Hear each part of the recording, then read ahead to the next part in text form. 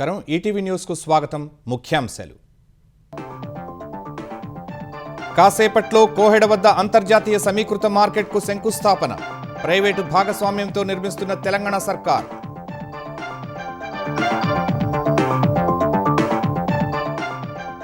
ఆంధ్రప్రదేశ్లో టీడీపీకి ఇక ఓటమే లేదన్న చంద్రబాబు పార్టీకి ముప్పు తెచ్చే వారిని వదిలిపెట్టే ప్రసక్తే లేదన్న ముఖ్యమంత్రి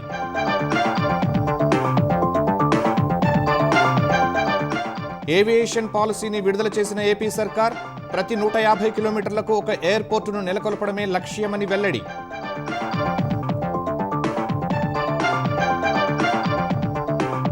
ఆంధ్రప్రదేశ్లో ప్రవేశించిన నైరుతి రుతుపవనాలు రాయలసీమ జిల్లాల్లో విస్తరణ 4 రోజుల్లో తెలంగాణకు ఆగమనం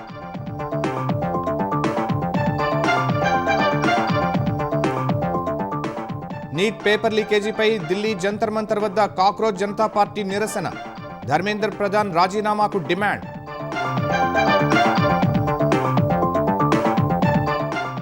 ఇంగ్లాండ్ సిరీస్ ఆసియా క్రీడలకు భారత క్రికెట్ జట్టు ప్రకటన శ్రేయస్ అయ్యర్కు టీ20 జట్టు పగ్గాలు డిప్యూటీగా తిలక్ వర్మ కాసేపట్లో ఫ్రెంచ్ ఓపెన్ మహిళల టెన్నిస్ తుదిపోరు పురుషుల విభాగంలో రేపటి ఫైనల్లో తలపడనున్న జ్వరేవ్ కోబోలి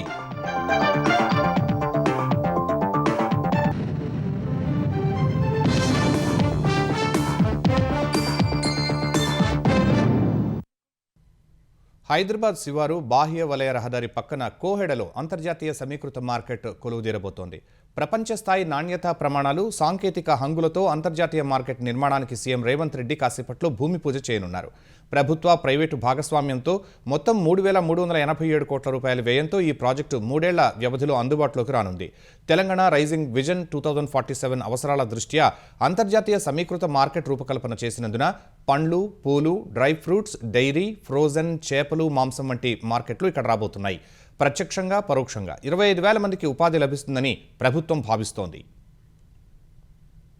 ఉమ్మడి మహబూబ్నగర్ జిల్లాలోని సాగునీటి ప్రాజెక్టులు ఎప్పుడు పూర్తి చేస్తారో వారం రోజుల్లో తేల్చాలని ఆ జిల్లా బీఆర్ఎస్ నేతలు కాంగ్రెస్ ప్రభుత్వానికి సవాల్ విసిరారు సీఎం పర్యటన సందర్భంగా వరాలు వస్తాయని ఆశించిన జిల్లావాసులకు నిరాశే మిగిలిందని మాజీ మంత్రి శ్రీనివాస్ గౌడ్ అన్నారు ముఖ్యమంత్రి పరిశీలించిన పంప్ హౌస్లు రిజర్వాయర్లు కట్టించింది కేసీఆర్ కాదా అని ప్రశ్నించారు ప్రాజెక్టులపై రాజకీయాలు వద్దని స్పష్టం చేశారు పాలమూరు రంగారెడ్డి ప్రాజెక్టు కేసీఆర్ కాకుండా ఏ ముఖ్యమంత్రి ఉన్నా ఎప్పుడూ ఆపివేసేవారని మాజీ మంత్రి లక్ష్మారెడ్డి అన్నారు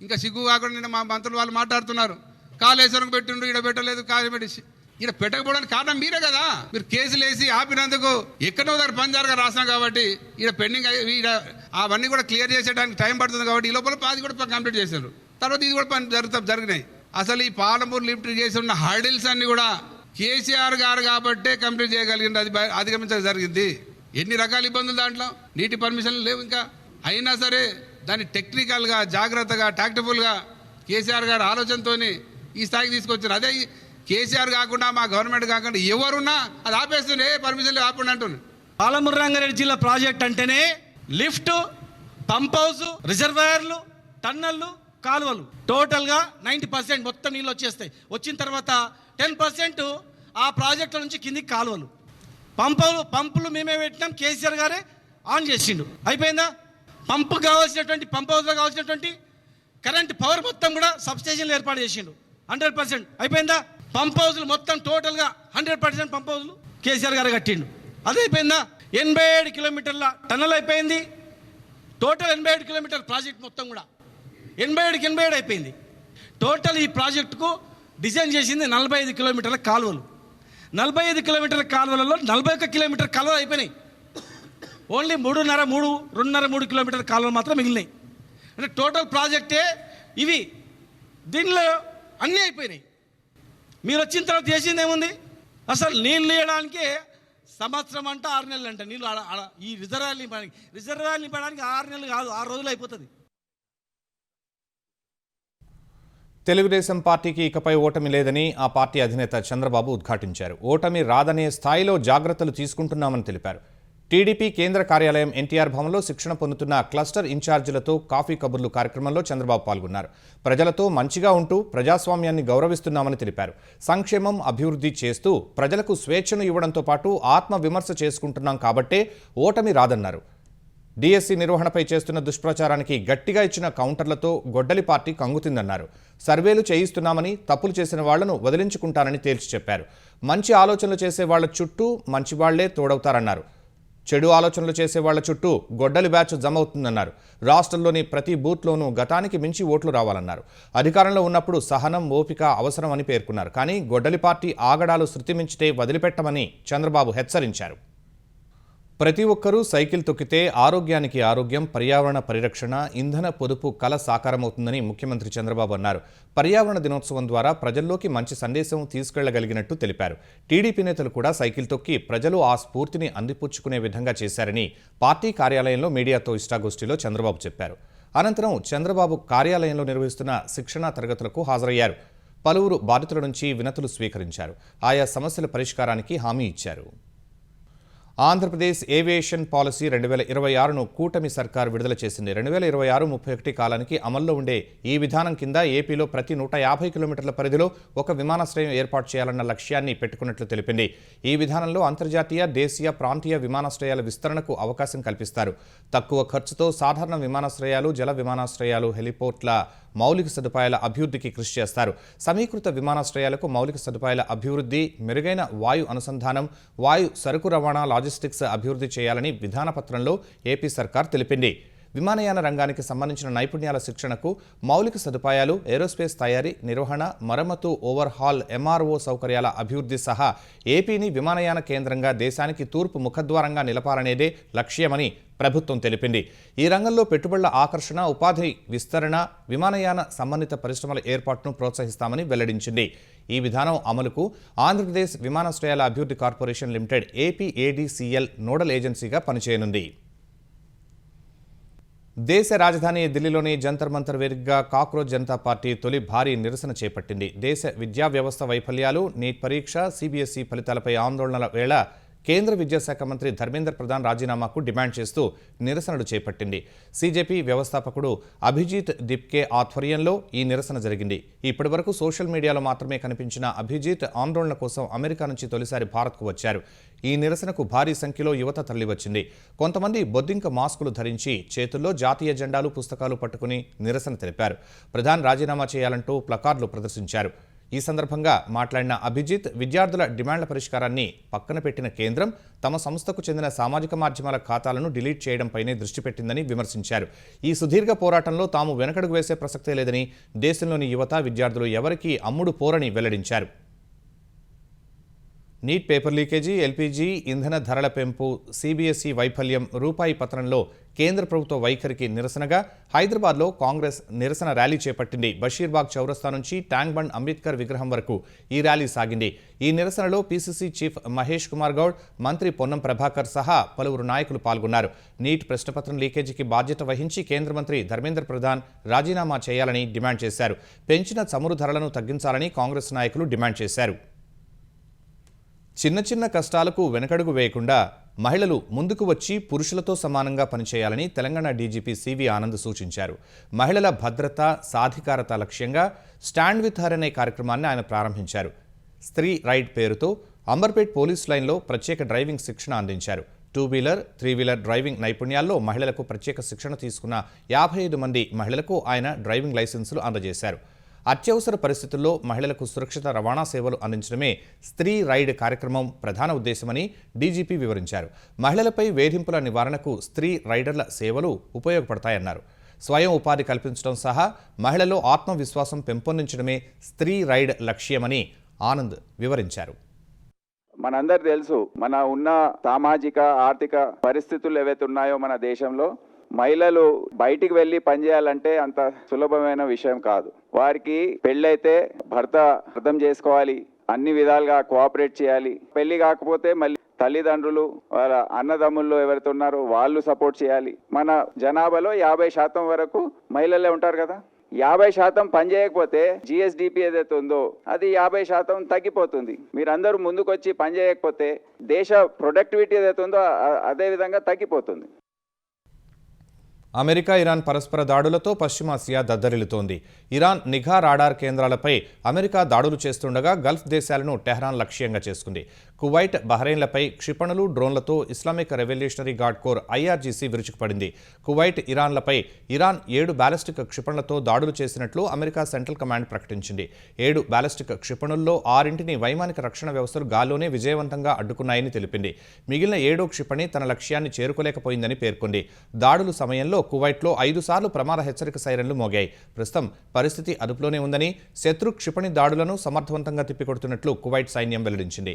బహ్రెయిన్లోనూ సైరన్లు మోగాయి. ప్రజలు సురక్షిత ప్రాంతాలు లేదా బంకర్లలోకి వెళ్లి దాక్కోవాలని అక్కడి ప్రభుత్వం ఆదేశాలు జారీ చేసింది. అటు శత్రు స్థావరాలపై క్షిపణులతో విజయవంతంగా దాడులు చేసినట్లు ఐఆర్జీసీ ప్రకటించింది. భారత్, రష్యా మధ్య పరస్పర నమ్మకం, సోదర భావంతో కూడిన బలమైన బంధం ఉందని రష్యా అధ్యక్షుడు వ్లాదిమిర్ పుతిన్ ఉద్ఘాటించారు. భారత్, రష్యా సంబంధాలు ఎంతో ప్రత్యేకమైనవని కొనియాడారు. రష్యాలోని సెయింట్ పీటర్స్బర్గ్లో జరిగిన అంతర్జాతీయ ఆర్థిక ఫోరంలో మాట్లాడిన పుతిన్ భారతీయుల ప్రతిభపై ప్రశంసల వర్షం కురిపించారు. ప్రధానంగా ఐటీ, కోడింగ్ రంగాల్లో భారతీయుల నైపుణ్యాలను ప్రత్యేకంగా ప్రశంసించారు. భారతీయులకు అద్భుతమైన సామర్థ్యాలు ఉన్నాయని, సాఫ్ట్వేర్ మార్కెట్లో భారత్ అత్యంత కీలకమైన భాగస్వామి అని పుతిన్ అన్నారు. ఇదే సమయంలో భారత్తో తమకున్న వ్యూహాత్మక భాగస్వామ్యాన్ని ఏ శక్తి ప్రభావితం చేయలేదని పుతిన్ స్పష్టం చేశారు. ప్రధాని మోదీ నాయకత్వంలో ఉన్న భారత్పై ఆంక్షలతో ఒత్తిడి చేయాలనుకోవడం అసాధ్యమని చెప్పారు. భారత్ ఎల్లప్పుడూ తన జాతీయ ప్రయోజనాల ఆధారంగానే నిర్ణయాలు తీసుకుంటుందని పుతిన్ తెలిపారు. నైరుతి రుతుపవనాలు ఆంధ్రప్రదేశ్లో ప్రవేశించాయి. ఈ నెల 4న కేరళ, కర్ణాటకలోని చాలా ప్రాంతాలను తాకిన రుతుపవనాలు తర్వాత చురుగ్గా కదిలాయి. ఈ మధ్యాహ్నం సమయానికి రాయలసీమ జిల్లాలను తాకాయి. అనంతపురం, సత్యసాయి, చిత్తూరు జిల్లాలను తాకిన రుతుపవనాలు మరో 4 రోజుల్లో ఆంధ్రప్రదేశ్ సగానికి పైగా భూభాగం, తెలంగాణ ప్రాంతాలకు విస్తరించే అవకాశం ఉందని భారత వాతావరణ విభాగం తెలిపింది. సాధారణంగా నైరుతి రుతుపవనాలు జూన్ 1నే కేరళలోకి ప్రవేశించాల్సి ఉన్నప్పటికీ ఈసారి జూన్ 4న వచ్చాయి. ఎల్నినో ప్రభావంతోనే నైరుతి ఆలస్యమైనట్లు ఐఎండీ చెబుతోంది. ఈ ఏడాది సాధారణం కంటే తక్కువ వర్షపాతం నమోదయ్యే అవకాశం ఉందని అంచనా వేసింది. గోదావరి పుష్కరాల్లో భక్తులకు ఎలాంటి ఇబ్బందులు లేకుండా పనులు చేయాలని ఉప ముఖ్యమంత్రి పవన్ కళ్యాణ్ అధికారులను ఆదేశించారు. గోదావరి మోడల్ పుష్కర పంచాయతీ అభివృద్ధి పనులపై పవన్ కళ్యాణ్ ఇవాళ సమీక్ష నిర్వహించారు. మంగళగిరి క్యాంప్ కార్యాలయం నుంచి జరిగిన సమీక్షలో రాజమహేంద్రవరం జిల్లా కలెక్టర్ కీర్తి చేకూరి, ఇతర అధికారులు వర్చువల్గా పాల్గొన్నారు. గోదావరి జిల్లాల పరిధిలో పుష్కరాలు జరిగే ప్రాంతాల్లో గ్రామ పంచాయతీల అభివృద్ధిపై రాజమహేంద్రవరంలో జరిగిన సమీక్షలో తాను చేసిన సూచనలను అమలు చేసిన తీరుపై పవన్ తెలుసుకున్నారు. గోదావరి మోడల్ పుష్కర పంచాయతీగా మునికూడలిని అభివృద్ధి చేయాలని తీసుకున్న నిర్ణయం మేరకు అక్కడ చేపట్టిన పనులపై పవన్ సమీక్షించారు. ఘాట్ల వద్దకు వెళ్లేందుకు రహదారులు, ఘాట్లలో సౌకర్యాలు, పారిశుధ్య నిర్వహణ, భక్తులకు సౌకర్యాలు, ఆలయాల అభివృద్ధిపై అధికారులు వివరించారు. ఈ నెల 18 తర్వాత తాను స్వయంగా మునికూడలికి వస్తానని చెప్పిన పవన్ అప్పటికల్లా ఏ పనులు పూర్తి చేస్తారో తెలుసుకున్నారు. రష్యాలో పర్యటిస్తున్న ఏపీ విద్యాశాఖ మంత్రి నారా లోకేష్ ఆ దేశంలో పెట్టుబడిదారులతో సమావేశాలు నిర్వహించడంతో పాటు అక్కడి విద్యా విధానాలను క్షేత్రస్థాయిలో పరిశీలించారు.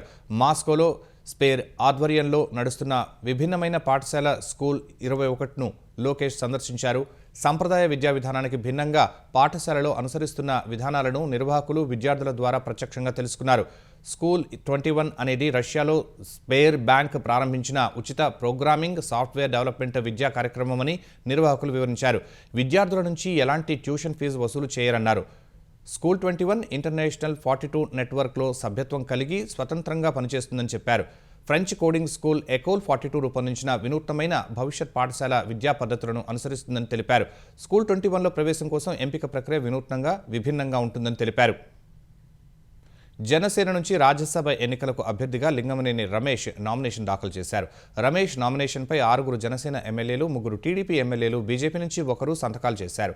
శాసనసభ కార్యాలయంలో రిటర్నింగ్ అధికారికి లింగమనేని నామినేషన్ దాఖలు చేయగా ఆయన వెంట మంత్రులు కొల్లు రవీంద్ర, నాదెండ్ల మనోహర్, ఎమ్మెల్యేలు పులపర్తి రామాంజనేయులు, బొలిశెట్టి శ్రీనివాస్ నాయకర్, వంశీకృష్ణ, శ్రీనివాస్, దేవ వరప్రసాద్, కాగిట కృష్ణప్రసాద్, నక్క ఆనందబాబు, ఎన్ ఈశ్వరరావు ఉన్నారు.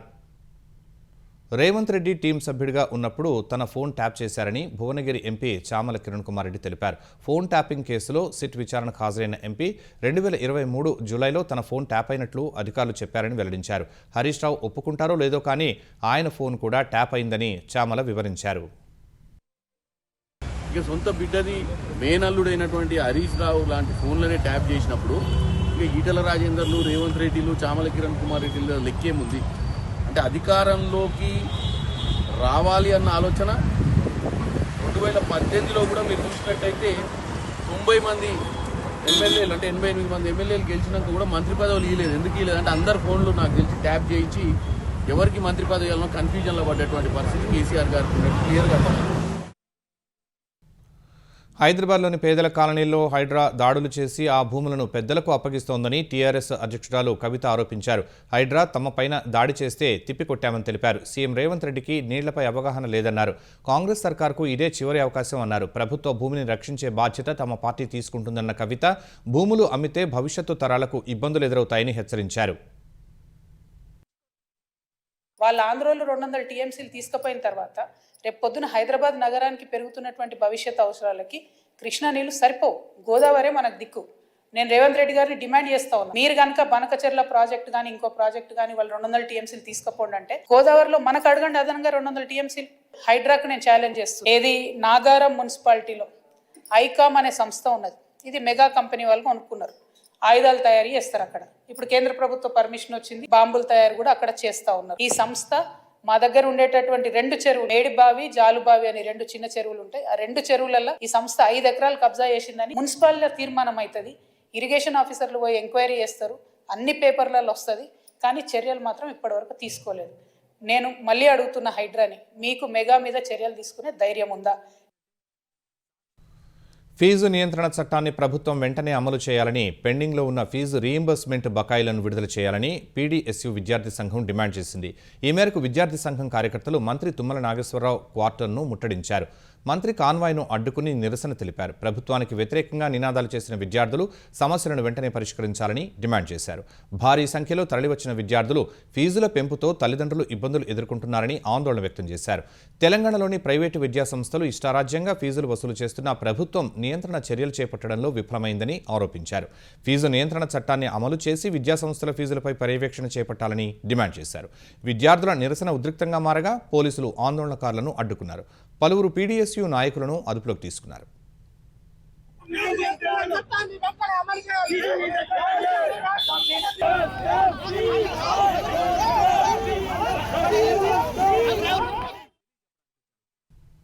హైదరాబాద్ జవహర్ నగర్ పోలీస్ స్టేషన్ పరిధిలో గత నెల జరిగిన భారీ దోపిడీ కేసును పోలీసులు ఛేదించారు. ఈ కేసులో కేవలం 72 గంటల్లోనే ముగ్గురిని అదుపులోకి తీసుకున్న పోలీసులు నెల రోజులు తిరక్కముందే ప్రధాన నిందితులైన మీనా, రాజేష్, కిరణ్, డానియల్ సారో అలియాస్ చాన్లను అరెస్టు చేశారు. దొంగిలించిన ఆభరణాలను రికవరీ చేశారు. తాజాగా పట్టుబడిన వారిలో ముగ్గురు నేపాల్ దేశస్థులు కాగా డానియల్ సారో పశ్చిమ బెంగాల్లోని డార్జిలింగ్కు చెందినవాడు.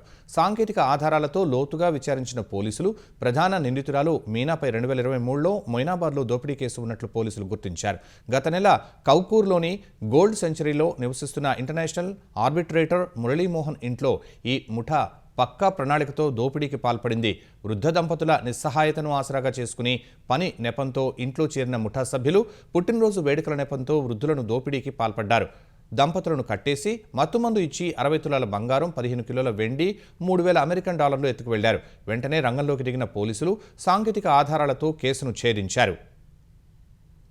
యూకేలో గతేడాది సంచలనం రేపిన హెన్రీ నోవా అనే యువకుడి హత్యోదంతంపై అమెరికా ఉపాధ్యక్షుడు జేడీ వాన్స్ కీలక వ్యాఖ్యలు చేశారు. వలసదారుల దురాక్రమణ వల్లే పాశ్చాత్య నాగరికత పతనమవుతోందని ఎక్స్ వేదికగా ఆరోపించారు. వలసల కట్టడిపై బ్రిటన్ ప్రభుత్వ వైఖరి సరిగ్గా లేదని వాన్స్ విమర్శించారు. ఒక నాగరికత ఎలాగైతే అంతరించిపోతుందో హెన్రీ కూడా అలాగే ప్రాణాలు కోల్పోయాడని రాసుకొచ్చారు. గత కొన్ని దశాబ్దాలుగా ఐరోపా పాలకులు అవలంబిస్తున్న ఆత్మద్వేష రాజకీయాలు వలసదారుల భారీ దురాక్రమణకు వ్యతిరేకంగా నిలబడి ఉంటే హెన్రీ బతికేవాడని పేర్కొన్నారు. వలసదారుల్లో చాలామందికి పాశ్చాత్య దేశాలన్నా అక్కడి ప్రజలన్నా ద్వేషం ఉందని ఆరోపించారు. ఈ ఉదంతంపై తీవ్ర నిరసన తెలపాలని వాన్స్ పిలుపునిచ్చారు. అటు ఈ వ్యాఖ్యలను బ్రిటన్ ప్రధాని కార్యాలయం తీవ్రంగా స్పందించింది. బ్రిటన్ ప్రజాస్వామ్యంలో జోక్యం చేసుకునేందుకు అమెరికా ప్రయత్నిస్తోందని మండిపడింది. ఐక్యరాజ్యసమితి జనరల్ అసెంబ్లీ సమావేశాల్లో జమ్మూ కశ్మీర్ అంశాన్ని పాకిస్తాన్ ప్రస్తావించడాన్ని భారత్ తీవ్రంగా ఖండించింది. అబద్ధపు, పక్షపాతపూరిత కథనాలను ప్రచారం చేయవద్దని హెచ్చరించింది. ఈ మేరకు ఐక్యరాజ్యసమితిలోని భారత శాశ్వత ప్రతినిధి పర్వతనేని హరీష్ పాక్కు గట్టిగా కౌంటర్ ఇచ్చారు. జమ్మూ కశ్మీర్కు సంబంధించిన అన్ని విషయాలు పూర్తిగా భారత్లోని అంతర్గత వ్యవహారాల్లోని స్పష్టం చేశారు. ఆ కేంద్రపాలిత ప్రాంతం ఎప్పటికీ భారత్లో అంతర్భాగంగానే ఉంటుందని తేల్చి చెప్పారు. దీనికి విరుద్ధంగా చేసే ఎలాంటి వాదనలైనా ఆధారరహితమైనవి, చారిత్రక వాస్తవాలకు విరుద్ధమైనవంటూ హరీష్ కొట్టిపారేశారు. పాక్ చేసే అబద్ధపు ప్రచారాలు ఈ ప్రాథమిక వాస్తవాన్ని మార్చలేవని చెప్పారు. ఐరాస భద్రతా మండలిలో సభ్యదేశంగా ఉండటం అనేది ఒక పెద్ద బాధ్యత అని గుర్తు చేశారు. పాక్ తన విభజన రాజకీయ ప్రయోజనాల కోసం ఇలాంటి ప్రతిష్టాత్మకమైన వేదికలను దుర్వినియోగం చేయటం అలవాటుగా మార్చుకుందని మండిపడ్డారు. అంతర్గత సంక్షోభాన్ని ఎదుర్కొంటున్న అన్నాడీఎంకేకు మరో గట్టి దెబ్బ తగిలింది. ఆ పార్టీకి చెందిన 4 మాజీ మంత్రులు టీవీకేలో చేరారు. K Radhakrishnan, MC Sampath, Kannambur C Raju, NR శివపతిలు టీవీకే ముఖ్య నేతలు ఆనంద్, అధవ్ అర్జున సమక్షంలో అధికార పార్టీ తీర్థం పుచ్చుకున్నారు. ఇటీవల జరిగిన అసెంబ్లీ ఎన్నికల్లో ఓటమి తర్వాత అన్నాడీఎంకేకు వరుసగా ఎదురు దెబ్బలు తగులుతున్నాయి. మొదట సీఎం విజయ్ అసెంబ్లీలో ప్రవేశపెట్టిన విశ్వాస తీర్మానానికి వ్యతిరేకంగా ఓటు వేయాలన్న పార్టీ విప్ను ఉల్లంఘించి 25 మంది ఎమ్మెల్యేలు అధికార పార్టీకి మద్దతు తెలిపారు. వారిలో 4 ఎమ్మెల్యేలు రాజీనామా చేసి అధికార పార్టీలో చేరారు. అప్పటి నుంచి అనేక మంది అన్నాడీఎంకే నేతలు టీవీకేలో చేరుతున్నారు. అన్నాడీఎంకే సీనియర్ నేత కెఏ సెంగోట్టియన్ ఎన్నికలకు ముందే టీవీకేలో చేరి విజయ్ కేబినెట్లో చోటు దక్కించుకున్నారు. సీనియర్ మంత్రి రామలింగారెడ్డి రాజీనామా వ్యవహారం పరిష్కారమైనట్లు కర్ణాటక సీఎం డీకే శివకుమార్ తెలిపారు. ఆయన తనకు మంచి స్నేహితుడని, అన్ని సమస్యలు పరిష్కారమైనట్లు చెప్పారు. రామలింగారెడ్డి రాజీనామా అంశంపై కథలు అల్లవద్దని కర్ణాటక సీఎం సూచించారు. ప్రధాని నరేంద్ర మోదీ తనకు శుభాకాంక్షలు చెప్పారని డీకే తెలిపారు. ప్రధానికి ధన్యవాదాలు చెప్పారు. ప్రధానిని మర్యాదపూర్వకంగా కలుస్తానని కర్ణాటక సీఎం తెలిపారు. కేవలం రాజకీయాల కోసమే రాజకీయాలు చేయటం తనకు ఇష్టం లేదన్నారు. కర్ణాటక ప్రజలకు మేలు చేసే రాజకీయం చేయడానికి అందరం కలిసికట్టుగా పనిచేద్దామని సీఎం శివకుమార్ పిలుపునిచ్చారు. బీహార్ మాజీ ముఖ్యమంత్రి ఆర్జేడీ అధినేత లాలూ ప్రసాద్ యాదవ్ కుటుంబానికి ఉన్న జెడ్+ భద్రతను ఆ రాష్ట్ర ప్రభుత్వం ఉపసంహరించుకుంది. ఈ మేరకు బీహార్ ప్రభుత్వం ఉత్తర్వులు జారీ చేసింది. బీహార్లోని వీఐపీల భద్రతపై సమీక్ష జరిపిన అనంతరం సర్కార్ ఈ నిర్ణయం తీసుకుంది. మాజీ సీఎంలు లాలూ ప్రసాద్, రబ్రీదేవిలకు కల్పించిన అత్యున్నత జెడ్+ సెక్యూరిటీని పూర్తిగా ఉపసంహరించుకుంటున్నట్లు బీహార్ సర్కార్ వెల్లడించింది. ఇకపై లాలూ, రబ్రీదేవిలకు Bihar special armed police BSAP ద్వారా సాధారణ భద్రతను కేటాయించనున్నట్లు తెలిపింది. లాలూ పెద్ద కుమారుడు జేజేడీ అధినేత తేజ్ ప్రతాప్ యాదవ్కు వై కేటగిరీ భద్రతను రద్దు చేస్తున్నట్లు బీహార్ సర్కార్ పేర్కొంది. అటు లాలూ చిన్న కుమారుడు ప్రతిపక్ష నేత తేజస్వి యాదవ్కు ఉన్న వై+ భద్రతను మాత్రం యథాతథంగా కొనసాగిస్తున్నట్లు స్పష్టం చేసింది.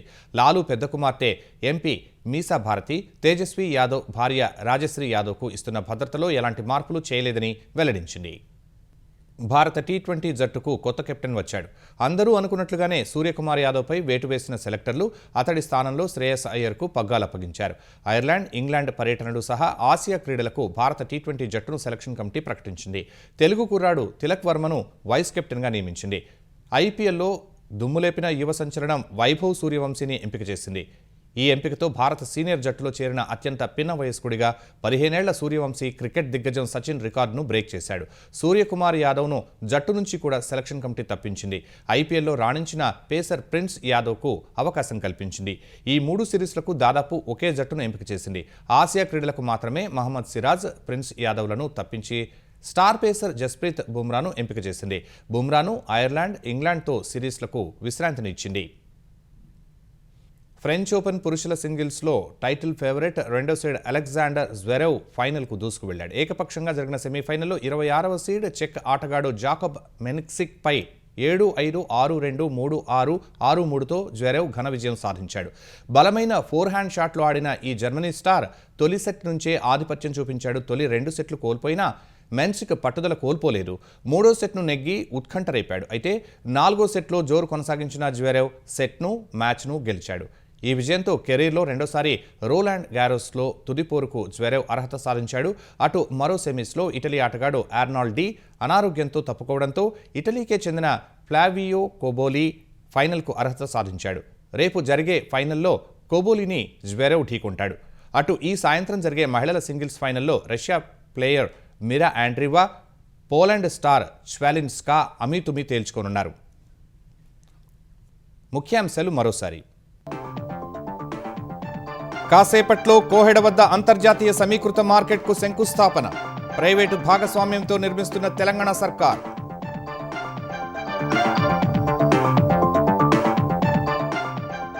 ఆంధ్రప్రదేశ్లో టీడీపీకి ఇక ఓటమే లేదన్న చంద్రబాబు. పార్టీకి ముప్పు తెచ్చే వారిని వదిలిపెట్టే ప్రసక్తే లేదన్న ముఖ్యమంత్రి.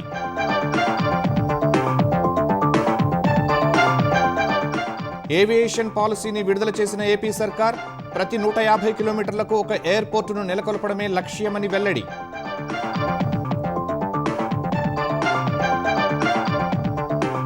ఆంధ్రప్రదేశ్లో ప్రవేశించిన నైరుతి రుతుపవనాలు, రాయలసీమ జిల్లాల్లో విస్తరణ, 4 రోజుల్లో తెలంగాణకు ఆగమనం.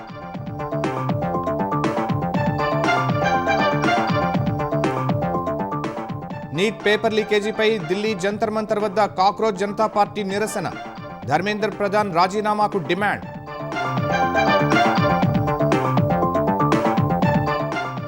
ఇంగ్లాండ్ సిరీస్, ఆసియా క్రీడలకు భారత క్రికెట్ జట్టు ప్రకటన, శ్రేయస్ అయ్యర్కు టీ20 జట్టు పగ్గాలు, డిప్యూటీగా తిలక్ వర్మ. కాసేపట్లో ఫ్రెంచ్ ఓపెన్ మహిళల టెన్నిస్ తుదిపోరు, పురుషుల విభాగంలో రేపటి ఫైనల్లో తలపడనున్న జ్వరేవ్, కోబోలి.